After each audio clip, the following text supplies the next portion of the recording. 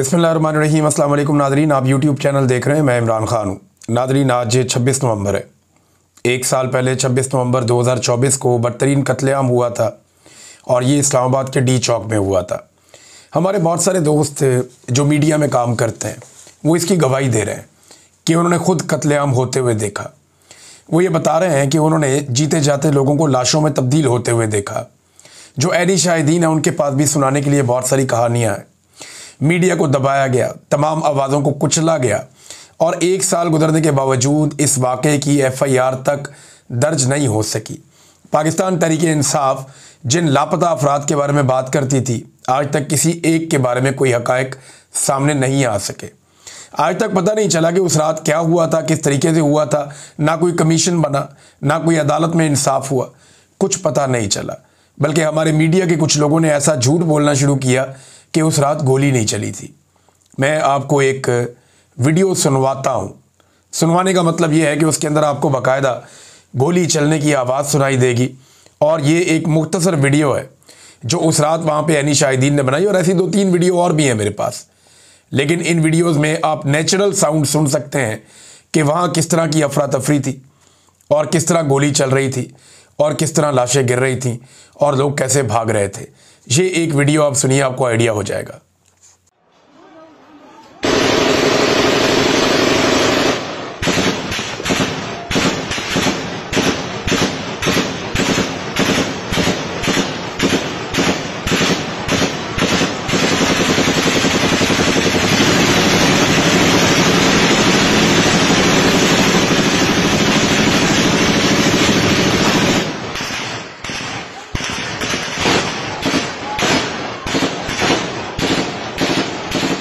ये एक वीडियो है, मेरे पास ऐसी यहाँ पे 2-3 वीडियोस मौजूद हैं जिनमें साफ आवाज़ें सुनाई दे रही हैं। बड़ी गन्स भी चल रही हैं, छोटी गन्स भी चल रही हैं। और कैसा ब्लैकआउट था, कैसा खौफनाक दिन था वो, और कैसी रात थी वो जब गोलियाँ चलाई गई और बाद में एक क्लीनिंग ऑपरेशन किया गया, जिसके बाद खून के धब्बे भी नहीं थे, कुछ भी नहीं था। लेकिन एक खौफ व हरास था जो इस्लामाबाद की फ़िज़ाओं में बड़े लंबे अरसे तक रहा। ये कत्लेआम करने वालों ने कर तो दिया, लेकिन इसमें जो मासूम और निहत्ते लोग मारे गए, वो कत्ल और वो खून के धब्बे उनके दामन पे हमेशा रहेंगे। ऐसा नहीं है कि ये लोग बच जाएंगे, इनको नींदें नहीं आएंगी, इनकी नस्लें रुल जाएंगी। जिन्होंने नाहक खून बहाया है वो इसकी कीमत अदा करेंगे, इस दुनिया में भी, अगली दुनिया में भी। क्योंकि किसी को नाहक कत्ल कर देना ये इतना बड़ा जुर्म है अल्लाह रब्बुल इज़्ज़त के नज़दीक कि इसकी सज़ा से आदमी बच नहीं सकता। अब जिन्होंने ये किया उन्हें भुगतना पड़ेगा। नादरीन, इमरान खान साहब की बहनों ने गुज़िश्ता रात धरना दिया। लगभग 9 घंटे तक ये धरना चला अडियाला जेल के बाहर, लेकिन इमरान खान साहब की मुलाकात नहीं करवाई गई। मैंने आपसे कहा था कि नवंबर का महीना ऐसा ही गुजरेगा, ये इमरान खान की मुलाकातें नहीं करवाएंगे। वजह यह है कि आसिम मुनीर साहब को एक एक्सटेंशन ताहयात मुराआत और ताहयात इस्तिस्ना चाहिए। उसके लिए वो आईनी तरमीम कर चुके हैं, लेकिन जब तक सारा काम मुकम्मल नहीं हो जाता तब तक वो इस बात का रिस्क नहीं ले सकते कि इमरान खान साहब का जेल से बाहर कोई वाज़े पैगाम या कोई स्टेटमेंट आए। अब अंदाज़ा कीजिए कि इमरान खान जेल में बंद है, वहाँ से एक बयान आने से ये लोग इतना डरते हैं, तो क्या ये इमरान खान को बाहर छोड़ने का रिस्क लेंगे? मैं आपको कई मरतबा पहले कह चुका हूँ। गुज़िश्ता साल हमें कोर्ट रिपोर्टर्स बताते थे, वकला बताते थे, और सबका ये कहना था कि इमरान खान साहब के ऊपर बनाए गए केसेस बड़े कमज़ोर हैं। इन्होंने इलेक्शन जीत लिया 2 नंबरी करके, इन्होंने अपना बजट भी पास कर लिया, तो अगस्त सितंबर तक इमरान खान साहब की रिहाई हो जाएगी, ये बातें कही जाती थी। और हमें उस पर यकीन भी आता था क्योंकि कानूनी नुक्ता नज़र से केसेस के अंदर कुछ था भी नहीं। लेकिन अब हमें पूरी तरह इस बात का यकीन है, और कोई भी आदमी जिसको थोड़ी सी भी अक्ल है वो ये बात समझ सकता है कि पाकिस्तान की मिलिट्री एस्टेब्लिशमेंट, ख़ास तौर पे फील्ड मार्शल आसिम मुनीर और जो अभी पूरा का पूरा रिजीम काम कर रहा है, वो ये समझते हैं कि इमरान खान उनके लिए एक बहुत बड़ा ख़तरा है और वो इमरान खान को आज़ाद करने का रिस्क कभी नहीं लेंगे। ख़ास तौर पे उस वक्त जब इमरान खान साहब का पाकिस्तान में तोती बोलता है, उस वक्त जब इमरान खान साहब पूरे पाकिस्तान की सबसे मकबूल लीडरशिप हैं, और अगर उन्हें छोड़ दिया तो पूरे पाकिस्तान को वो कंट्रोल करेंगे। तो बगैर डील के वो छोड़ नहीं सकते और डील इमरान खान साहब कर नहीं सकते। डील इमरान खान साहब इसलिए भी नहीं कर सकते कि उनको भी इस बात का आइडिया है कि उन्होंने बड़ी कुर्बानी दे दी है, उनकी फैमिली ने और उनके कारकुनों ने भी बड़ी कुर्बानी दे दी है। और इतनी बड़ी कुर्बानियां देने के बाद कोई भी लीडर कभी डील कर नहीं सकता, उसके रास्ते खुद ही बंद हो जाते हैं। और वो इमरान खान है। वो वैसे भी उनके बड़े प्रॉब्लम्स हैं, उनकी अपनी शख्सियत, उनका अपना करैक्टर ऐसा है कि वहाँ पे वो डील के बारे में सोच भी नहीं सकते। लिहाजा सबके लिए रास्ते बंद हो गए। लेकिन एक रास्ता खुला और वो पाकिस्तान की आवाम के लिए। जब कभी पाकिस्तान की आवाम ने अपनी ज़िंदगी में से 1-2 दिन निकाल लिए, उस दिन इमरान खान साहब भी बाहर आ जाएंगे, उस दिन पाकिस्तानियों का मैंडेट भी वापस आ जाएगा, उस दिन ज़ालिमों, जाबरों, इन सब की हुकूमतें भी ख़त्म हो जाएंगी। उस दिन पाकिस्तान के अंदर से जो लूट मार और जो डकैती मारी जा रही है पाकिस्तानियों के बजट पे, वो भी बंद हो जाएगी। पाकिस्तानियों को सिर्फ 2 दिन के लिए टाइम निकालना पड़ेगा और एक बड़ी हिकमत अमली के तहत पूरे पाकिस्तान को बाहर आना पड़ेगा। जब तक पूरा पाकिस्तान बाहर नहीं आएगा, पाकिस्तान बदलेगा नहीं, पाकिस्तान आगे नहीं बढ़ेगा। और पूरा पाकिस्तान ही बाहर आकर इस निज़ाम को तब्दील कर सकता है या हालात को बेहतर कर सकता है। सुहेल अफरीदी साहब पे लगातार अटैक हो रहा है। अच्छा, मैं ये आपको बता दूंगा, इमरान खान साहब की बहनें जो हैं वो उन्होंने धरना ख़त्म किया, वो बैठ गई वहाँ पे पहले तो धरना देकर। उन्होंने कहा जी मुलाकात करवाएं इमरान खान से। फिर उनके साथ बड़े मुज़ाकरात किए, पुलिस वगैरह भी आई, वहाँ झड़पें भी होती रही। लेकिन कारकुनों की तादाद इस मरतबा बहुत ज़्यादा थी। अल्लामा राजा नासिर अब्बास साहब, शाहिद खटक साहब, मीना खान अफरीदी और दीगर कुछ MPAs MNAs ये रात गए तक वहाँ पे मौजूद रहे। शौकत बसरा भी उनके अंदर एक शामिल है और दीगर लोग भी। ख़वातीन की एक बड़ी तादाद इमरान खान की बहनों के साथ मौजूद थी। तो पिछले हफ्ते जो कुछ किया गया उसके बाद इस हफ्ते ये होना ये लाजम था और ये होना ही था, ऑब्वियस था, और वो हुआ भी। बहुत बड़ी तादाद में लोग आए, झड़पें भी हुई। तो अब पुलिस ने फिर उन्हें यकीन दहानियाँ करवाई कि जी आप लोग अभी चले जाएं, मेहरबानी करें, इमरान खान से मुलाकात करवाई जाएगी। लेकिन इमरान खान की बहन ने एक बात उठाई है। ये एक लाइव भी चल रहा था ट्रांसमिशन सोशल मीडिया पे, उसमें जबरान इलियास साहब थे, मैंने उसके अंदर देखा अलीमा खानम को देखा, मैंने उसके अंदर शहजाद अकबर साहब को भी देखा। तो वहाँ पे अलीमा खानम ने एक बात की कि हमें इस किस्म की बातें भी बताई जाती हैं और ख़दशात इस किस्म के होते हैं कि इमरान खान को अडियाला जेल से कहीं और तो शिफ्ट नहीं कर दिया, हम यहाँ पे आ जाते हैं। वो कहते हैं जी हमें तो ये भी बताया गया कि एक नई जगह भी तैयार की गई है, लेकिन हम इस बारे में कुछ जानते नहीं हैं। 3 हफ्ते से इमरान खान के बारे में कोई इतला नहीं है कि वो जेल के अंदर कैसे हैं, किस हालात में हैं और क्या वो कहाँ हैं। और हम परेशान हो जाते हैं जब इस किस्म की बातें हम तक पहुँचती हैं कि उनको शायद कहीं और शिफ्ट कर दिया गया है। ये अलीमा खानम ने बात की, एक खदशे का इजहार किया, और वो भी इस बुनियाद पे कि ये बात फैलाई जा रही थी। अब नाज़रीन, सुहेल अफरीदी साहब के ऊपर लगातार अटैक्स हो रहे हैं। ख़ास तौर पे जो लेटेस्ट उनके ऊपर हमला किया गया, वो हमला DG-ISPR की जो प्रेस ब्रीफिंग थी उसके बाद किया गया। यानी इन्होंने अहमद चौधरी साहब ने एक ब्रीफिंग दी मीडिया को, उसके बाद जो बातें उठाई गई वो उठाई गई जनाब के सारा कुछ ही वज़ीर आला के खाते में। यानी दहशतगर्दी का गढ़ जो है वो सुहेल अफरीदी का इलाका है, वहाँ से दहशतगर्द आते हैं ये कहा जाता है। फिर ये कहा जाता है जी मनशियात भी इनकी, स्मगलिंग भी इनकी, दहशतगर्दी से भी इनका लिंक। तो इस किस्म की चीज़ें करके सुहेल अफरीदी को बार बार दीवार के साथ लगाया जाता है। सुहेल अफरीदी ने एक वीडियो पैगाम जारी किया है और ये जो वीडियो पैगाम है ये बहुत इंपॉर्टेंट है, क्योंकि इसमें 2 चीज़ें जब मैंने पढ़ी और मैंने सुनी उनके अपने मुँह से, तो मुझे समझ आ गया कि अब ये उसी तरफ जा रहे हैं जो बात मैंने आपसे चंद माह पहले कही थी। एक तो सुहेल अफरीदी ने कहा कि जी मैंने जाना था इमरान खान साहब की बहनों के पास अडियाला जेल के बाहर, लेकिन तब मुझे ये इत्तला मिली, एक तो हर तरफ से घेरा डाला हुआ और दूसरा मेरे जाने पे, क्योंकि मेरे साथ और बहुत सारे लोग जाते हैं, सिक्योरिटी भी जाती, तो वहाँ पे कोई ना कोई फॉल्स फ्लैग का इनका मंसूबा था कि ये कोई फॉल्स फ्लैग ऑपरेशन कर देते और उसके बाद इमरान खान को नुकसान पहुँचा सकते थे। देखें, एक बात आप याद रखिएगा नाज़रीन कि एक बात मुझे अली अमीन गंडापुर ने बताई थी, और अली अमीन गंडापुर के पास ये बात मालूमात की बुनियाद पे थी या उनका अपना तज्जिया था, लेकिन उन्होंने मुझे ये बात कही थी। क्योंकि बहुत सारे लोग ये दबाव डाल रहे थे कि अडियाला जेल क्यों नहीं जाते आप लोग, आप इस्लामाबाद क्यों जाते हैं, आप जाएं अडियाला जेल जहाँ पे इमरान खान बंद है उसको रिहा करवाएं। तो इस पे सवाल के जवाब में अली अमीन गंडापुर ने मुझे कहा था कि अगर मैं कारकुनों को लेकर अडियाला जेल चला गया तो मैं ये जानता हूँ कि जिस वक्त हम अडियाला जेल के बाहर एहतजाज कर रहे होंगे, ये वहाँ पे कोई फॉल्स फ्लैग ऑपरेशन करके इमरान खान को नुकसान पहुँचा के हमारे खाते में डाल देंगे, क्योंकि पाकिस्तान तहरीक इंसाफ ने जेल के ऊपर हमला किया था, हालात ख़राब हो गए और अंदर जनाब कोई मसला हो गया और ये इमरान खान साहब के साथ हो गया। ये अली अमीन गंडापुर ने इस खदशे का इजहार मेरे सामने किया था, एक दो और लोग भी सुन रहे थे। तो ये फॉल्स फ्लैग कर सकते हैं, ये बात ठीक है, क्योंकि PMLN के कुछ अकाउंट्स ने जब अडियाला जेल के बाहर पाकिस्तान तहरीक इंसाफ के लोग बैठे हुए थे तो इस किस्म की अफवाहें फैलाई कि PTI कारकुनों ने अडियाला जेल के ऊपर चढ़ाई कर दी और हमला कर दिया। हालांकि मौका पर ऐसा कुछ नहीं हुआ। जब PMLN के कुछ अकाउंट्स ने यह बात फैलाई कि मुबैना तौर पे पाकिस्तान तहरीक इंसाफ के कारकुनों ने जनाब अली हमला कर दिया जेल के ऊपर और जनाब वहाँ पे लड़ाई शुरू हो गई है और चढ़ाई कर दी है, जब इस किस्म की बातें फैलाई गई तो जो वहाँ पे मौजूद थे मीडिया के लोग, उन्होंने कहा जी हम तो यहाँ ऐसा कुछ नहीं देख रहे, सोशल मीडिया के ऊपर ये बकवास चल रही है और ये गलत इन्फॉर्मेशन फैलाई जा रही है, जिस पे बहुत सारे जो लोग समझते हैं इन मामलात को, उन्हें समझ आ गई कि एक फॉल्स फ्लैग ऑपरेशन इस तरीके से भी किया जा सकता है। तो तहरीक इंसाफ को काफ़ी रहना पड़ेगा, ख़बरदार और होशियार रहना पड़ेगा।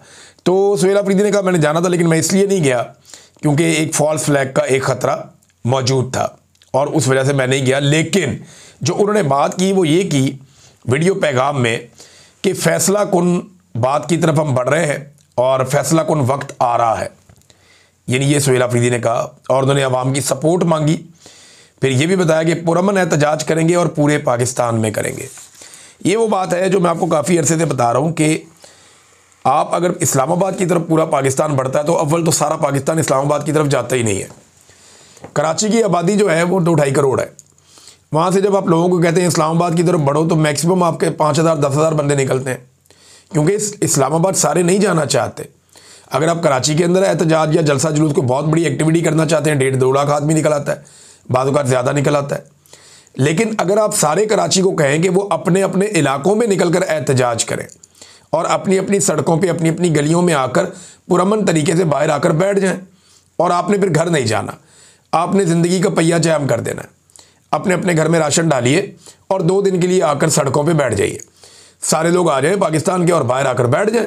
लाहौर, कराची, इस्लामाबाद, फैसलाबाद, मुल्तान, सरगोदा, पेशावर, कोयटा, सारे शहर, पशीन, सियालकोट, जहाँ जहाँ है निकल के आके बैठ जाएं। आज़ाद कश्मीर, गिलगित बल्तिस्तान। तो जब ये लोग आकर अपने घरों के बाहर बैठ जाएंगे तो एक तो ये आपस में फेमिलियर है, सारे लोग एक दूसरे को जानते हैं, एक दूसरे की मदद भी करेंगे, एक दूसरे का ख्याल भी रखेंगे, तो पाकिस्तान का पहिया जाम हो जाएगा। पूरी दुनिया के अंदर ये बहुत बड़ी कवरेज जाएगी, पाकिस्तान की इस्टेब्लिशमेंट के ऊपर बहुत बड़ा प्रेशर आएगा और हर जगह के ऊपर जाके पुलिस या फौज, ये बहुत थोड़ी तादाद में बेचारे चंद लाख लोग हैं, ये किसी सूरत भी पूरे पाकिस्तान के अंदर इतने बड़े लैंडस्केप के 25-30 करोड़ के बीच में आबादी है, 25-26 करोड़, इतनी बड़ी आबादी को ये टैकल नहीं कर सकेंगे। मुझे लगता है पाकिस्तान तहरीक इंसाफ की हिकमत अमली ये है। इमरान खान साहब भी इसका इशारा दे चुके हैं माजी में, अब सुहेल अफरीदी की बात से भी इसका इशारा मिल रहा है। तो इमरान खान साहब को अडियाला से कहीं और शिफ्ट किया गया, ये सवाल उनकी बहन ने उठाया और उन्होंने कहा जी कि जब इस किस्म के खदशात हमारे सामने लाए जाते हैं तो हम परेशान हो जाते हैं।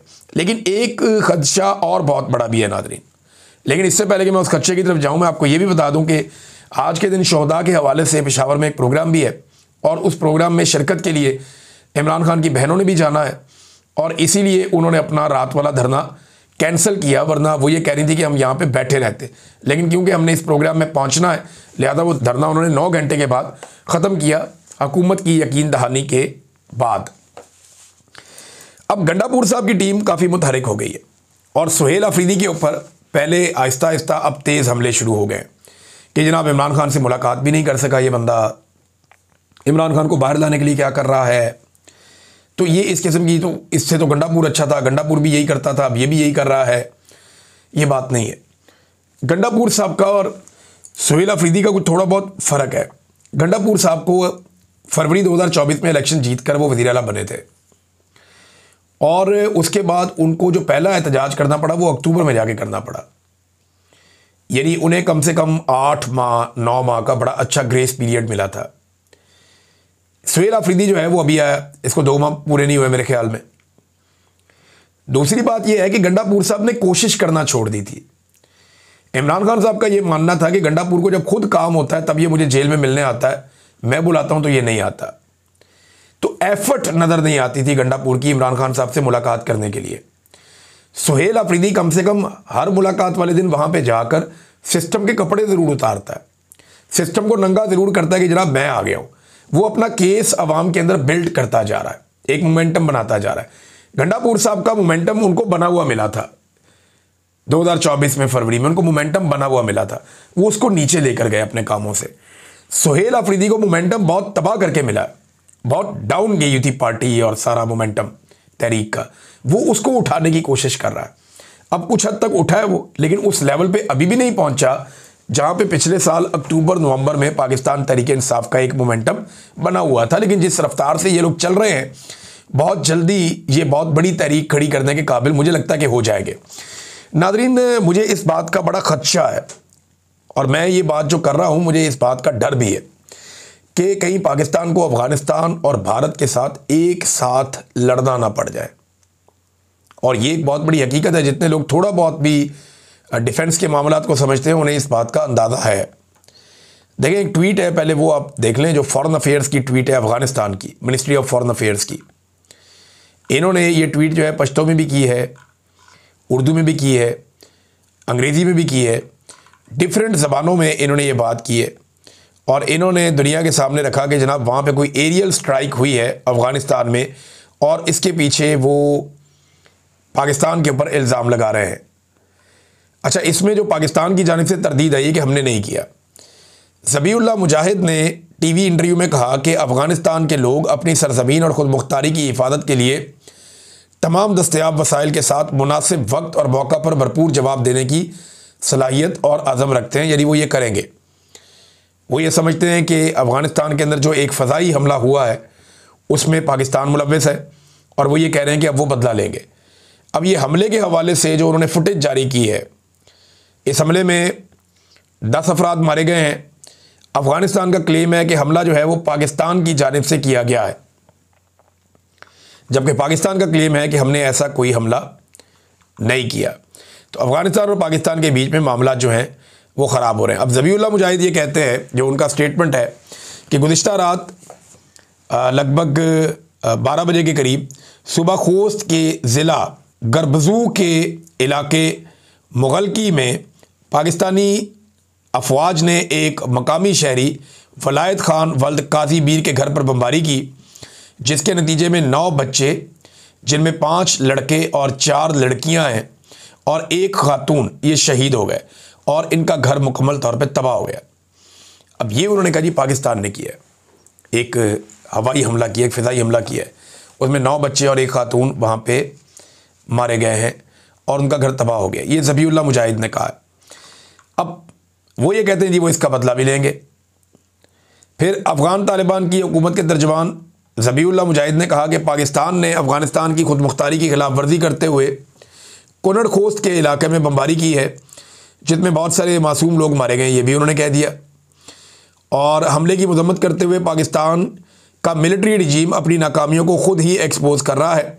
नाकाम इंटेलिजेंस से तनाव को बढ़ाया जा रहा है। अफ़गानिस्तान जवाब देने का हक महफूज रखता है और दुरुस्त वक्त पर ज़रूरी जवाब भी दिया जाएगा। अब देखें, पाकिस्तान की और अफ़गानिस्तान की दुश्मनी बढ़ती जा रही है, जबकि अफ़गानिस्तान की दुनिया के कई ममालिक के साथ कुर्बतें भी बढ़ती जा रही हैं। इस वक्त अफ़गानिस्तान के 6 हमसाया ममालिक हैं, 6 में से 5 के साथ उसके बेहतरीन ताल्लुकात चल रहे हैं। सिर्फ पाकिस्तान के साथ उसके ताल्लुकात ख़राब हैं। इंडिया के साथ अफ़गानिस्तान प्यार की पींगे बढ़ा चुका है, ताल्लुकात बहुत अच्छे चल रहे हैं। चाइना के साथ, रशिया के साथ भी उनके ताल्लुकात ठीक चल रहे हैं।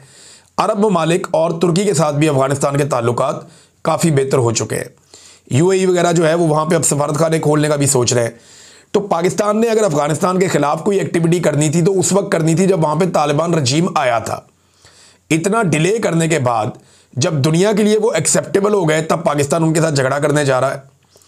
मेरे ख्याल में इस वक्त होना ये चाहिए था कि पाकिस्तान और अफ़गानिस्तान दोनों ममालिक मिलकर दहशतगर्दों के ख़िलाफ़ कार्रवाइयाँ करते, लेकिन बदकिस्मती से दोनों ममालिक के बीच में लगातार ताल्लुकात ख़राब होते चले जा रहे हैं। DGISPR का स्टेटमेंट हो, ख्वाजा आसिफ का स्टेटमेंट हो, या फिर अफ़गानिस्तान की जो तालिबान हुकूमत है उनका स्टेटमेंट हो, ये फ्यूलिंग कर रहे हैं दोनों के ख़राब ताल्लुकात के ऊपर। और ख्वाजा आसिफ ने तो ये भी स्टेटमेंट दिया है कि तालिबान का जो नाक़िस रजीम है इससे अब कोई उम्मीद नहीं है। ये इन्होंने एक टीवी चैनल को इंटरव्यू देते हुए भी कहा, डिजिटल टीवी चैनल, उसको इन्होंने इंटरव्यू देते हुए कहा। ख्वाजा आसिफ ने, वैसे ये एस्टेब्लिशमेंट का चैनल है, एस्टेब्लिशमेंट के एक बाद एक चैनल आ रहे हैं। अभी कुछ टिकटॉकर्स हैं, उनके भी चैनल्स लॉन्च किए जा रहे हैं। कि मज़ीद चैनल आएंगे। तो ठीक है, जितने ज़्यादा चैनल होंगे उतनी ज़्यादा एम्प्लॉयमेंट बढ़ेगी।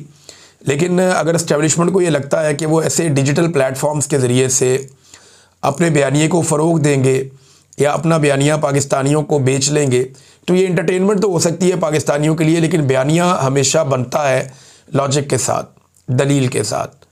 वहाँ पे जब आपके पास दलील कोई नहीं है, जब आपके पास जवाब नहीं है पब्लिक के सवालात के, तो फिर बयानिया नहीं बनता, फिर बहुत मुश्किल हो जाएगा।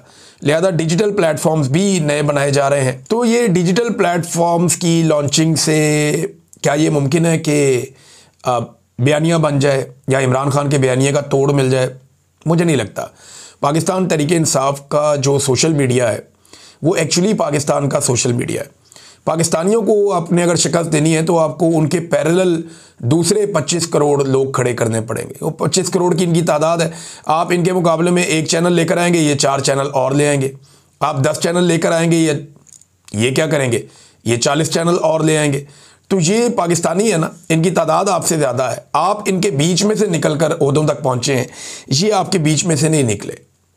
तो इसलिए इदारों को होश के नाखून लेने चाहिए। एक और DGI-SPR का स्टेटमेंट बड़ा वायरल हो गया कि हम रियासत हैं और रियासत की तरह जवाब देते हैं, तो बहुत लोगों ने उसके ऊपर एतराज़ किया। देखें, आइन का आर्टिकल 7 है जो ये बताता है कि रियासत क्या है। कोई इदारा रियासत नहीं होता, ना किसी इदारे के अंदर बैठा हुआ कोई सरकारी मुलाजिम खुद को ये कह सकता है कि हम रियासत हैं। रियासत की डेफिनेशन आइन के आर्टिकल 7 को आप निकाल कर पढ़ें। मैंने कई मरतबा पढ़ के बताई है, ये मेरे सामने अभी भी खुली हुई है, तो आप उसको निकाल कर पढ़ें, आपको पता चलेगा कि रियासत है क्या। DG साहब ने कौम को कंफ्यूज किया हुआ, कभी आकर कहते हैं हम रियासत हैं, कभी आकर कहते हैं जी रियासत की डेफिनेशन कोई और है, अवाम की मुंतखब की हुई हुकूमत, असम्बली, ये सब रियासत है। तो एक कन्फ्यूजन उन्होंने फैलाया हुआ है। तो रियासत वही है जो एक्चुअली है, जो आईने पाकिस्तान में लिखी हुई है। कोई इदारा रियासत नहीं हो सकता है और कोई इदारे के अंदर कोई सरकारी मुलाजिम क्लेम नहीं कर सकता कि हम रियासत हैं। अगर ऐसा करना है तो फिर आइन के अंदर एक और तरमीम लाइए और रियासत की डेफिनेशन पूरी दुनिया से हटाकर पाकिस्तान में एक नई रख लीजिए। बस अब तक के लिए इतना ही। अपना ख्याल रखिएगा, अपने इस चैनल का भी। अल्लाह हाफिज़।